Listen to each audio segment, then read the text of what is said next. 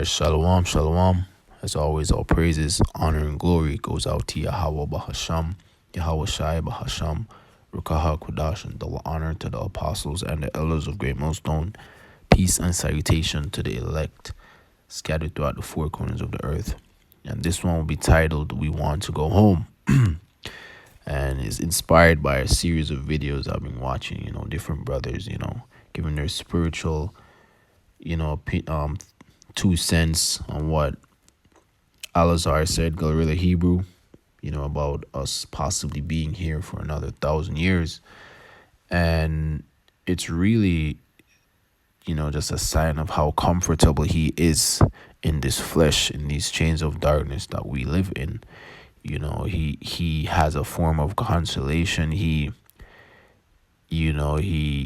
goes on different platforms, worldly platforms, and talks about Israel and really just puffing himself up, pushing his brand, and his image. Really, it's all carnal. It has nothing to do with Yahweh Shemiel Shai, because the type of individuals like himself attracting to the truth are very carnal and worldly individuals that have not really taken full heed to Ephesians 4:22.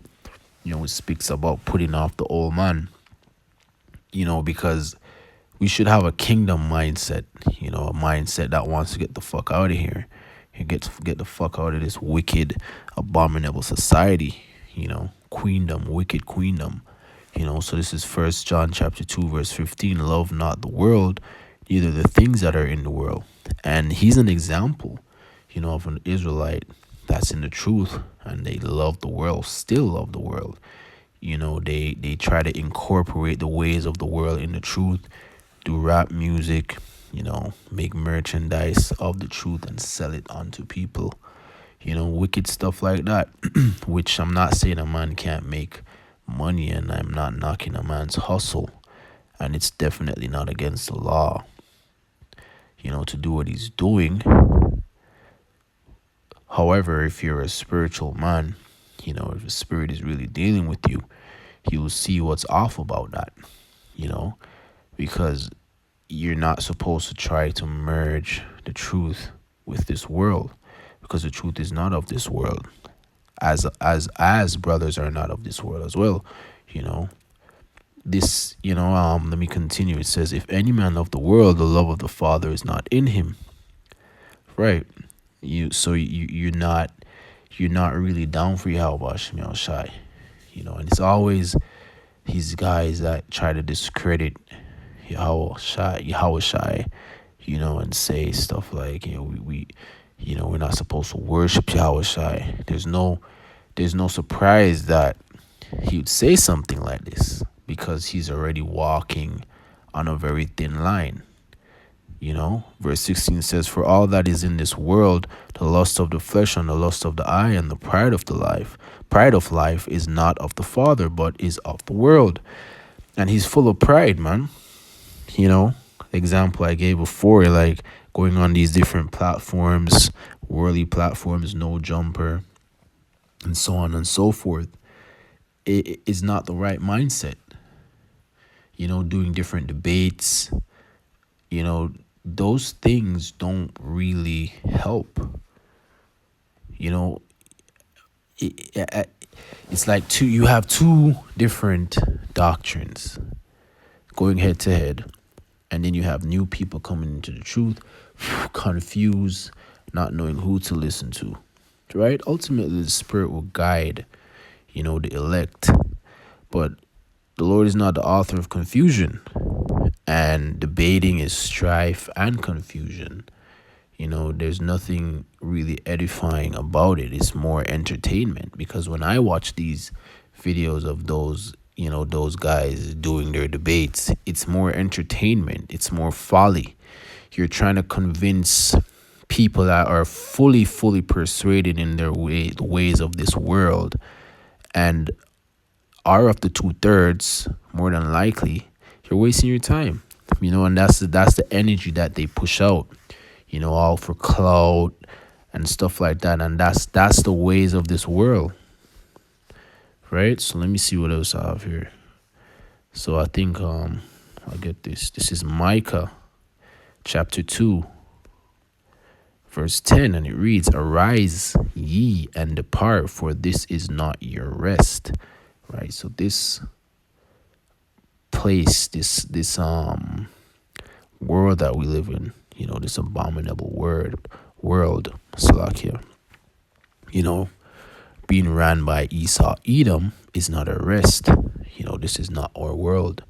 The world of Israel will be established when Yahushua comes back.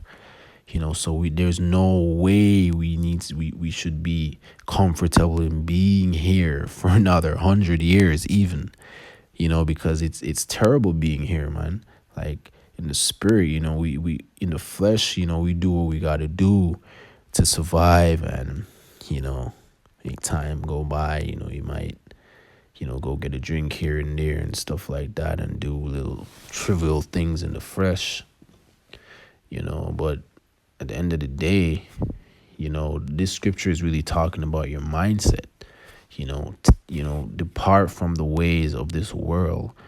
Depart from this world, detach from this world. Detach from, you wanting things in this world. Wanting things for another 100 years. You wanting to grow old and see your grandchildren grow up and shit like that. Like, fuck that shit, man. Yeah, brothers have cars and brothers have properties and, shelter, different measures, of what brothers can manage. Yeah, the Lord does that.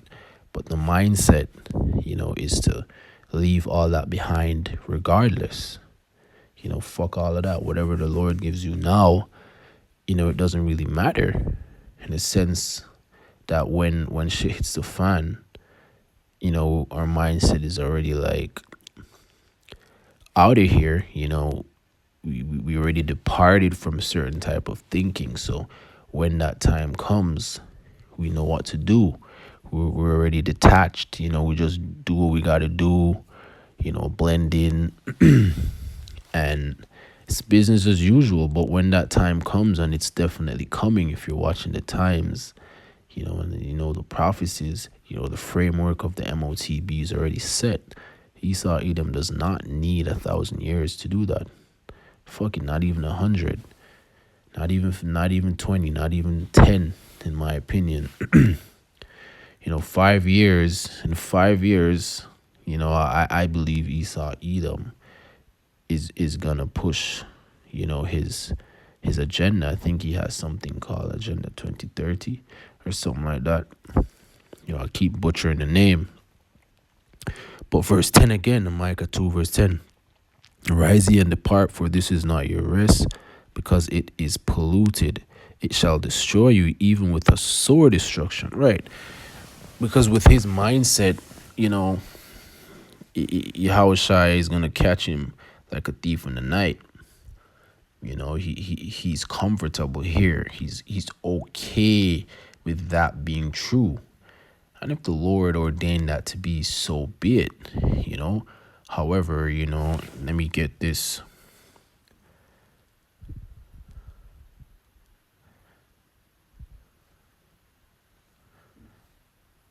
Salakia.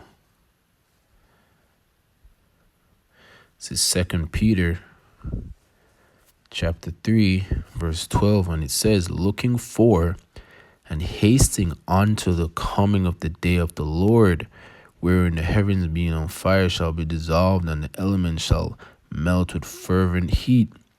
Right? So you should be looking and hasting, wanting, hoping for the day of Yahweh Shemel Shai to come next week. Even though we know it's not going to happen next week, but, that's the spirit you should be in. We can't wait to get help out of here. We can't wait to go home, man. We can't wait for the strangeness of our salvation, because of the hopeful elect, and speaking of the, the brothers in the same spirit, same doctrine as the brothers Great Millstone, which that's the doctrine of Yahweh Shemel Shai. we hope for these things. We haste for these things to happen, you know. And if you're not in this spirit, you will be dissolved by these elements, you know. And verse 13 goes on to really explain everything, more precisely. Nevertheless, we, according to his promise, what promise? The promise that Yahweh Shem Yahshua, that Yahweh, gave to Abraham, unto Isaac, unto Jacob, unto Israel, all 12 tribes, it's that salvation, the kingdom, that immortality, etc., etc., Nevertheless, we, according to his promise, look for new heavens, new rulership, man. Israel, Israel ruling, and a new earth where dwelling righteousness. So we're looking for and hoping and hasting for this day, man. We don't want to be here for another 1,000 years. That doesn't make any sense. The way how the prophecies are moving, how Esau is moving, this we're almost out of here, man. And it's just keeping the faith of Yahweh Shem Shai, and the pushing of the words and the prophecies, the MOTB. It's just to continue doing that, and continue hastening that day. Saying that we could be here for another 1,000 years is just madness, man. That's not hastening the day of Yahweh Shem Shai. That's a mindset of being comfortable in this society, and loving the things that you have in this society. Loving the fact that you're a camp head, because that could be detrimental, man. Thinking about certain things in the wrong way, loving the fact that he's a leader of his own camp. He has his brand. He does music. He does this for the community. Or he's putting out the word by going on these platforms. All of these things are carnal, man. And I strongly believe he's very comfortable in the things that he's already done, and he's very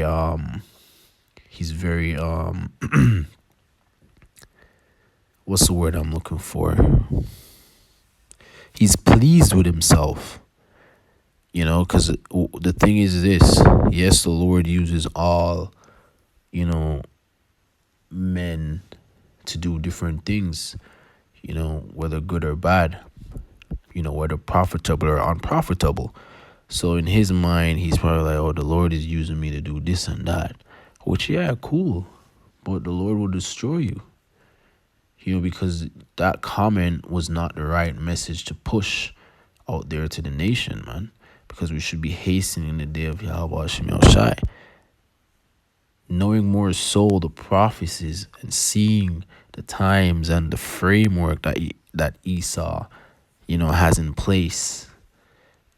You shouldn't even dare to say that, but I'm not surprised, because this is the same individual that speaks down on Yahushai. Anybody that says that Yahushai is not to be worshipped, and he told us not to do that, is bugged out. It's through.